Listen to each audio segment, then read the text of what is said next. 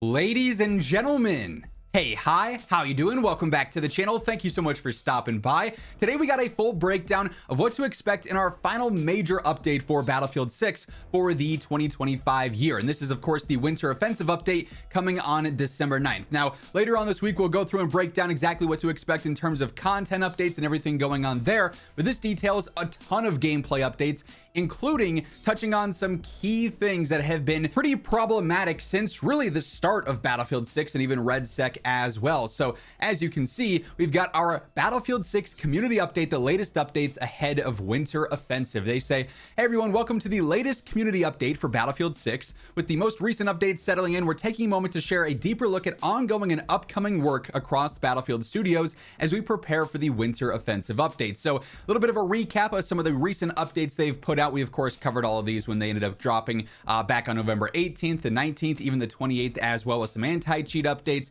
various things of that nature. We're focused on, though, the upcoming week, what's going to happen here with Winter Offensive on December 9th and beyond. The 1.1.3 update will be arriving on December 9th, and the update notes are incoming over the next few days. Below, you'll find some of the highlights. Audio improvements. This is a huge one. Audio has been incredibly inconsistent since the start of Battlefield, really, with teammate audio, teammate footstep audio, sounding like enemy footstep audio. You couldn't always differentiate, is this my team running? Is this an enemy running? Are they above me, below me, to my left? Like, what's going on here? The audio in game has been insanely inconsistent, unfortunately, but they say with this update we have made a broad set of audio improvements, including better prioritization of important combat and vehicle sounds and a comprehensive pass on footsteps to improve clarity, distance definition, and positional awareness across the game. So that's huge. Footstep clarity getting updated means you're going to hear footsteps more clearly, and that means you should be able to identify, okay, this person is pushing to my left, they're above me, they're behind me.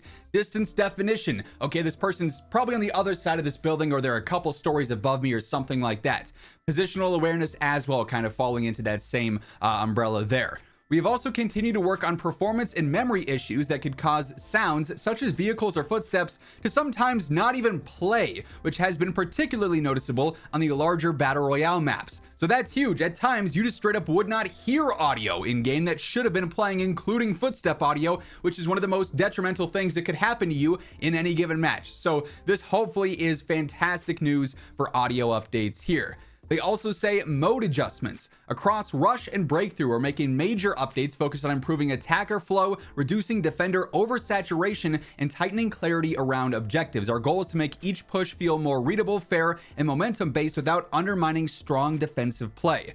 In Breakthrough, capture volumes and vehicle availability have been updated across several maps. These changes are guided by your feedback and internal data to help bring win rates closer together for both teams. They don't want one side just constantly winning there.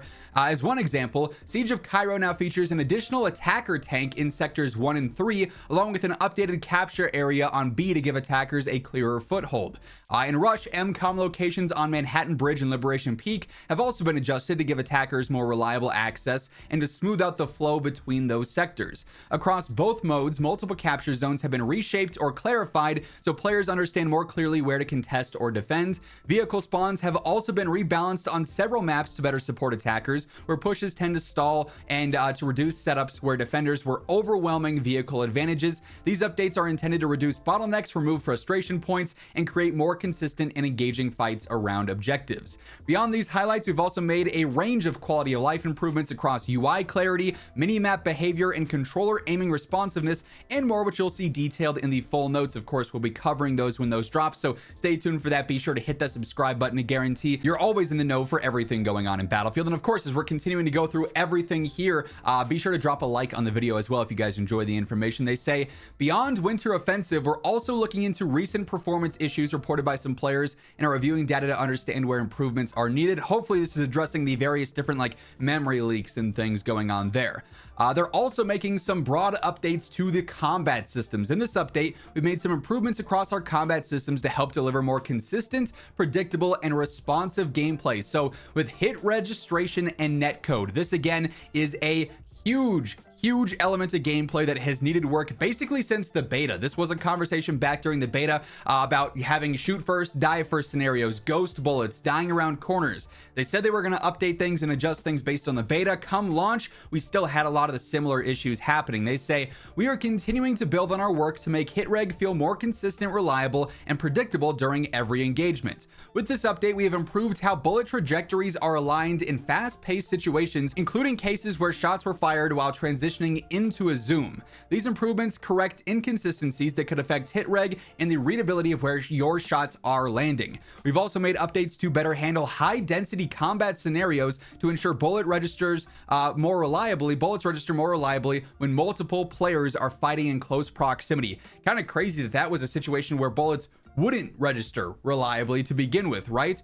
In parallel, we have tightened the clarity of damage feedback so that health UI changes and damage cues feel more immediate and easier to understand during combat. While this is separate from the netcode itself, improving how damage is presented plays a key role in hit registration, making it feel responsive and intuitive. Lastly, we have resolved an issue where clients could briefly display certain pieces of geometry as intact even though they'd already been destroyed on the server. Fixing these eliminates cases where incoming damage could appear to pass through walls entirely. So some good news here for audio updates, for netcode and hit registration updates, visibility updates here.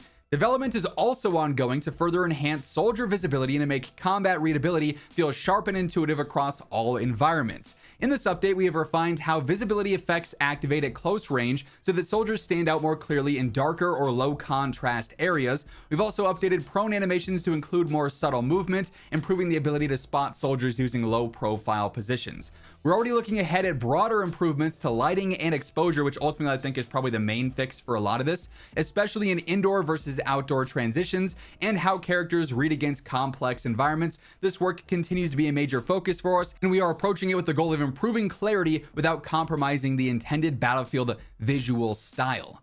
They're also working on weapon adjustments here. Weapon feel and reliability are always a top priority. This update includes wide-ranging improvements to weapon handling, including fixes to first shot accuracy, which could be very important for just general gunfights, attachment behavior, and tuning across various recoil patterns and weapon categories. These changes aim to deliver more predictable and consistent weapon performance in active combat. We'll continue to refine weapon behavior based on live data and player feedback, with additional adjustments already in development for future updates. So weapon behavior, weapon feel will actively be getting some larger updates here with Winter Offensive, it seems. Ongoing work and future improvements here. We are actively exploring several areas aimed at improving clarity, responsiveness, and fairness in combat. This includes further work on edge cases related to hit registration, investigating rare desync scenarios with destructible objects, and gathering data on situations where players feel they were eliminated after reaching cover, aka dying around corners. These areas remain key priorities, and the findings from our ongoing investigations will inform updates plans for the new year. On the weapons front, we'll continue monitoring the effects of the dispersion changes introduced in California Resistance. The early trends show a healthy distribution of weapon usage across categories. We'll continue tracking that performance to identify outliers as the meta evolves. With REDSEC specifically here, they say armor in REDSEC. We've seen discussions about this, how it interacts with weapon damage, and where behavior may differ from what players expect. We have sat down with the team to review the system in detail and have a dedicated blog on this topic rolling out in the first week of December. So we'll have that to look forward to here pretty shortly. And tank availability, we've seen our discussions around this as well, and we're making a first pass on this. We are lowering the frequency of tank mission availability as a first change to this system. We'll keep an eye on some of the internal data and how you engage around the change, combined with your feedback for additional changes and updates. Then a few community highlights here. They want to focus on some cool community experiences, talking about some sniper stuff, King of the Ring, so on and so forth. But overall, some really good news here for Winter Offensive. Like I said, we'll be covering the content side of this in the coming days. We obviously have the patch notes upcoming as well with the 1.13 update. So lots to come here in the next few days. You're not going to want to miss any of it. So be sure to hit that subscribe button to stay in the know. And if you guys enjoyed this video, do me a favor and drop a like on your way out. But once again, thank you so much for tuning in. And until next time, take it easy. Have an awesome rest of your day. And I'll catch you later. Peace out.